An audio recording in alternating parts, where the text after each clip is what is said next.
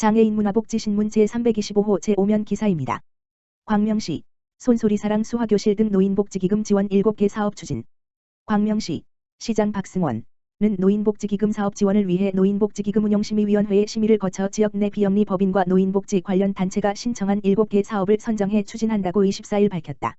이번에 선정된 사업은 손소리사랑 수화교실 어르신 기억 놀이터 광명 은빛봉사단 사회적 관계망 형성 프로그램 너 나들이 노년의 동아리 활동 하은이음 나를 찾아 떠나는 여행 실버 기자단 등 건강한 노후 생활을 도모하기 위한 7개 사업이며 사업별로 140만 원에서 320만 원까지 모두 1229만 원이 지원된다. 광명시 노인복지기금은 노인의 복지 증진 기반 조성과 노인단체 건전 육성을 목표로 1997년부터 2021년까지 17억 4,600만 원의 기금을 조성하여 노인복지 관련 사업을 지원해오고 있으며 작년에는 슬기로운 노년생활 등 9개 사업에 1999만 원을 지원했다. 박승원 광명시장은 해마다 노인복지기금 사업 지원으로 노인의 자립기반 조성과 사회활동 참여 등 다양한 분야의 사업을 발굴하고 육성해오고 있다며 노인들이 행복한 노후를 보낼 수 있도록 노인복지 증진을 위해 노력하겠다고 말했다. 광명시는 전국 최초로 노인위원회를 운영해오고 있으며 노인 일자리 확대, 경로당 활성화 사업, 사회복지 시설 환경 개선, 무료 경로식당 지원, 저소득 노인 가구 건강보험료 지원 등 다양한 맞춤형 노인 복지 사업을 추진하고 있다. 광명시 어르신의 마음 담은 정책으로 어르신이 행복한 광명 만들기 추진. 광명시 시장 박승원은 고령 사회에 맞춰 올해도 어르신들의 행복한 삶을 위해 다양한 노인 복지 정책을 펼친다고 밝혔다.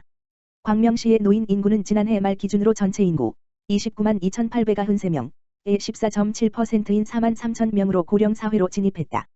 이에 시는 고령 사회 노인 문제에 선제적으로 대응하고자 다양한 노인 정책을 개발하고 추진해 나갈 계획이다. 이를 위해 어르신을 섬기고 돌보고 누리는 광명을 목표로 올해 광명시 예산의 12.6%인 1,210억 원을 투입해 어르신 참여 행정 지속가능 돌봄 확대 풍요로운 노년 생활 3개 분야 45개 사업을 진행한다. 초고령 사회 대비한 새로운 노인 정책 마련. 시는 초고령 사회 진입을 앞두고 노인 1인 가구 비율이 높아짐에 따라 올해 광명 건강케어센터 건립과 AI 돌봄 로봇 광명이 지원 시범 사업 등을 추진한다.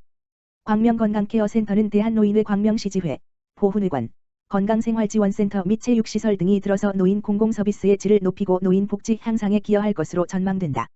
AI 돌봄 로봇 광명이 지원 사업은 코로나19에 대응하여 사회관계망이 취약한 고위험 홀몸 어르신의 고독사를 예방하고 응급상황에 대처하기 위한 스마트 비대면 복지 서비스로 독거노인 50가구에 보급할 계획이다.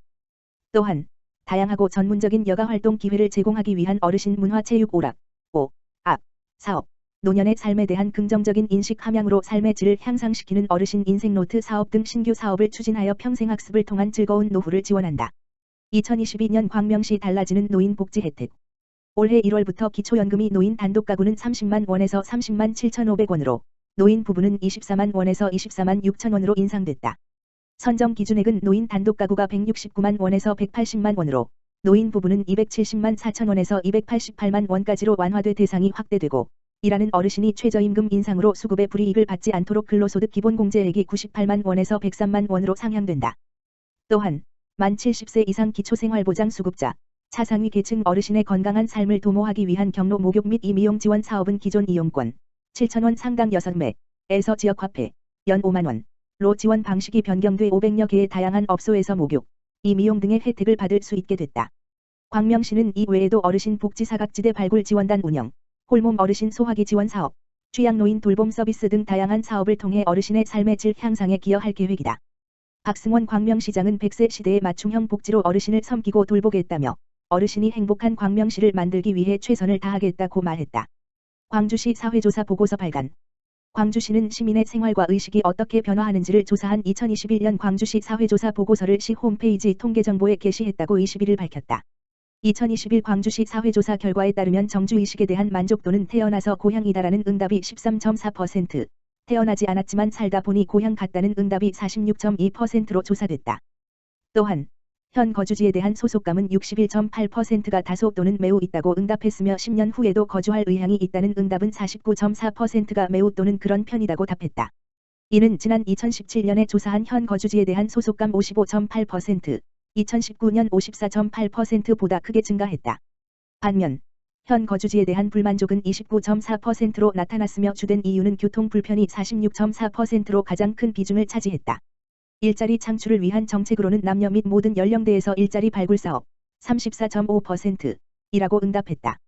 이와 함께 만 19세 물결표 쌓인 54세의 여성을 대상으로 조사한 경력 단절 여부를 묻는 질문에는 78.2%가 직장 1을 다닌 적이 있고 직장 1을 그만둔 이유는 임신과 출산 37.0%, 육아 27.0%, 결혼 15.5% 등이었다.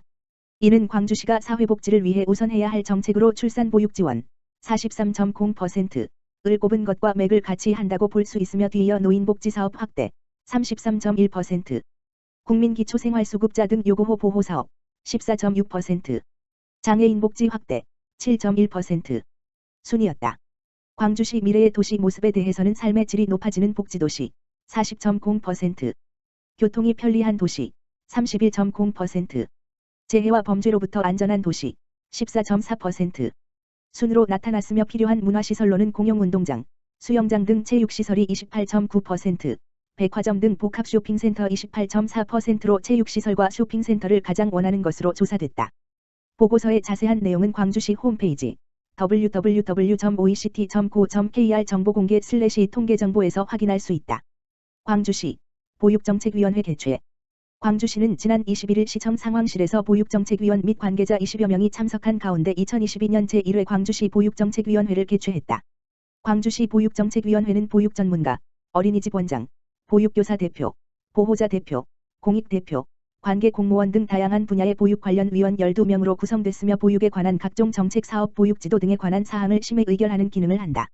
이번 회의에서는 광주시 국공립어린이집 재위탁 2개소 선정을 비롯해 아이들이 행복하고 부모가 안심하는 광주시 보육환경 조성을 위한 2022년 보육사업 시행계획, 어린이집 수급계획, 필요경비, 7개 항목, 수납한도액 결정, 농어촌 지역 특혜 인정 등 5건의 안건을 논의했다.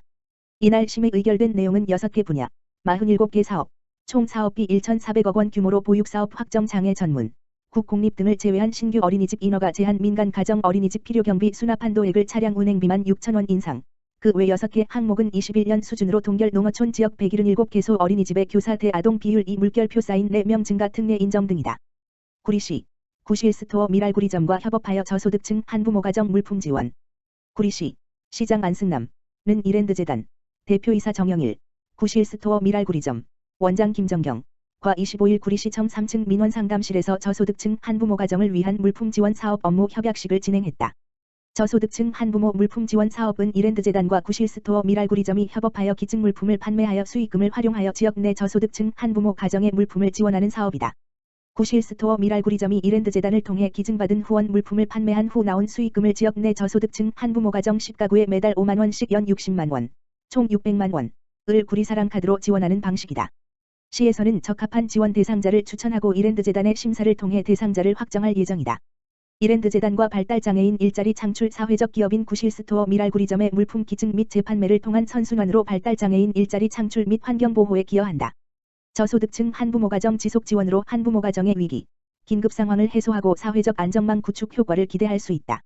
안승남 구리시장은 이번 협약식을 계기로 이랜드재단과 구실스토어와 함께 물품 지원 사업을 전개하며 복지 서비스의 질을 높이고 저소득 한부모 가정의 사회적 안정망을 구축에 힘쓰겠다라며 추가적으로 재활용이 가능한 물품의 자원순환을 통해 장애인 일자리 창출 및 나눔 문화 확산에도 크게 기여할 것으로 기대된다고 전했다.